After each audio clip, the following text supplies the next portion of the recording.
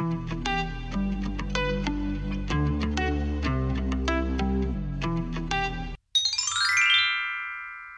তার একমাত্র ছেলেকে নিয়ে এক গ্রামে বসবাস করত। ছেলে ঘর থেকে দূরে একটি জায়গায় কাজের জন্য যেত। মাসে একবার করে এসে সে তার মাকে দেখে যেত। দুদিন থেকে আবার সে তার কাজের জায়গায় চলে যেত। মা, আমি তাহলে আসি। আচ্ছা বাবা, তুই তো সপ্তাহে একবার করে আসতে পারিস। সেই কতদিন কেটে যায়, তারপর আসিস। আজ থেকে ইচ্ছে হয়নি বলো? আসলে এত দূর যাওয়া আসা করাটাই খুব কষ্টের। তোমাকে ছেড়ে যেতে ইচ্ছে করে না, কিন্তু কাজ না করলে খাবো কি? কি আর করি বলো? সবই বুঝি বাবা, কিন্তু মায়ের মন মানতে চায় না যে। তুই আর কি বুঝবি মায়ের কষ্ট। আচ্ছা গো, আসি। আয় বাবা, সাবধানে যাস। দুর্গা দুর্গা।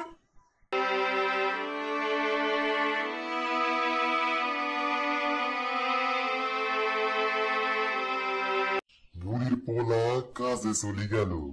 এই সুযোগ, কিছুদিন পর আসবো। বুড়িকে ঠকিয়ে সব হাতিয়ে নিয়ে কেটে পড়তে হবে।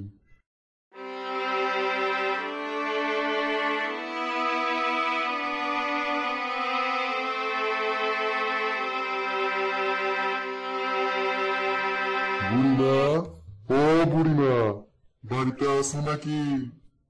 কে বাবা তুমি? মুই পচা, পাশের গ্রামে বাড়ি। তোমাকে পোলা যেখানে কাজ করে, মুই ওখানে কাজ করি। দুজনে একই ঘরে থাকি। ও তাই, এসো বাছা, এসো, ভেতরে এসো। না গো, সময় খুব কম গো বুড়িমা। এক্ষুনি কাজে চলে যেতে হবে।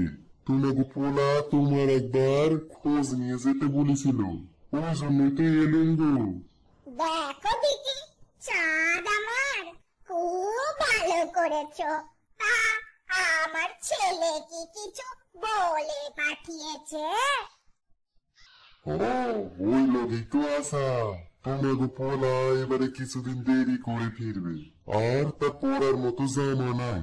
আর যা টাকা ছিল সব শেষ হয়ে গেছে। টাকার জামা নিয়ে যেতে বলেছে। ও আহা গো, কি কষ্ট ছেলেটার।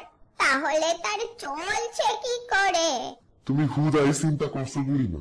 মুই আমাকে জামা আর টাকা দিয়ে এসেছি। সোনা বাছা আমার, তুমি দাঁড়াও, আমি নিয়ে আসছি।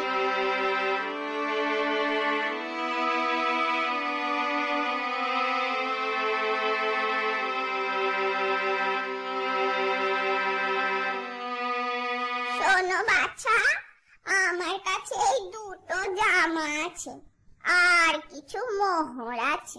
তুমি নিয়ে যাও, তাকে দিও। মাত্র এই কটা মোহর, এতে কি তোমাকে পোলা চলবা? বাইরে থাকলে অনেক খরচ গো বুড়িমা। আর দুটো জামায় এতদিন কি করে চলবা? আরো কিছু নিয়ে এসো। কিন্তু আমার কাছে যা ছিল তাই দিলুম বাবা। জামা তো আর নেই, দেখছি যদি কিছু কুড়িয়ে বাড়িয়ে পাই।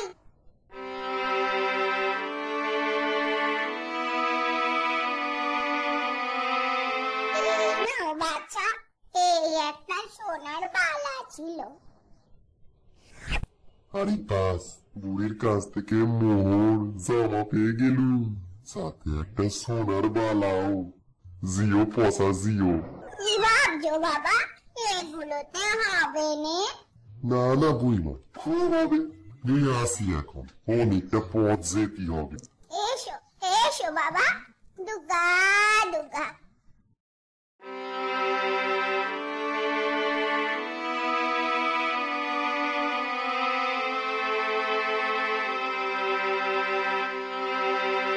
মা, ও মা, মা কোথায় গো?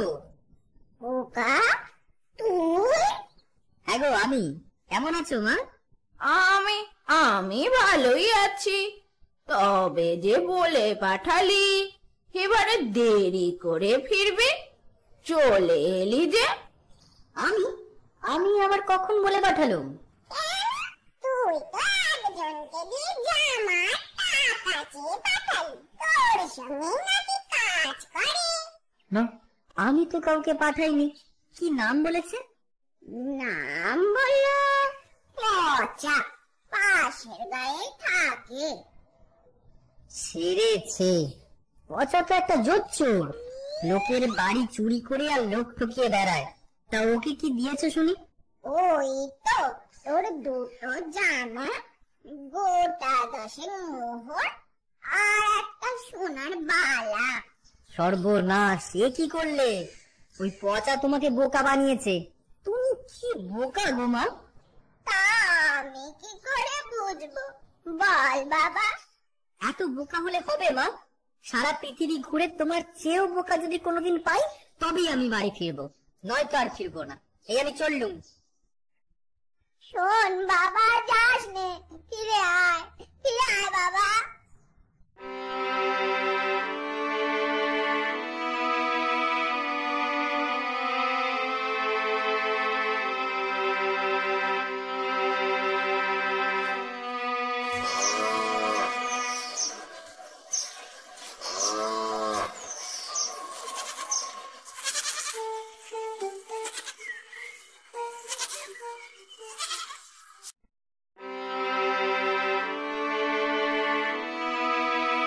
এইখানেই একটা দান লাগিয়ে দেখি, যদি কিছু আমদানি হয়। জমিদার গিন্নির নজরে আনতে পারলেই কেল্লা ফতে। এই, কে আছিস? একবার এদিকে আয় তো। বলুন গিন্নিমা। একবার বাইরে যা তো, ওই চাষিকে জিজ্ঞেস করে আয় ও কেন ছাগলগুলোকে কুর্নিশ করছে। আচ্ছা মা।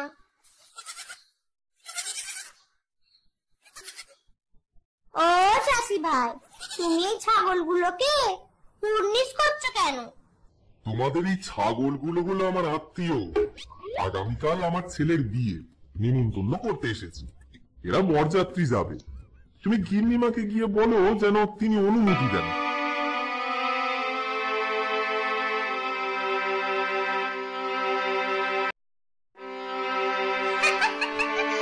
আচ্ছা বোকা তো, ছাগলগুলোকে কিনা নিমন্ত্রণ করছে বিয়েতে?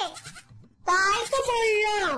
ভালোই হবে, সবাই হাসাহাসি করবে ওকে দেখে। এক কাজ কর, ছাগলগুলোকে আমার কিছু সোনার গয়না দিয়ে ভালো করে সাজিয়ে ওই চাষির সাথে পাঠিয়ে দে। আর ওকে একটা ঘোড়ার গাড়িও দিয়ে দে। জাঁকিয়ে বিয়ের আসরে যেতে হবে তো। ঠিক আছে গিন্নিমা।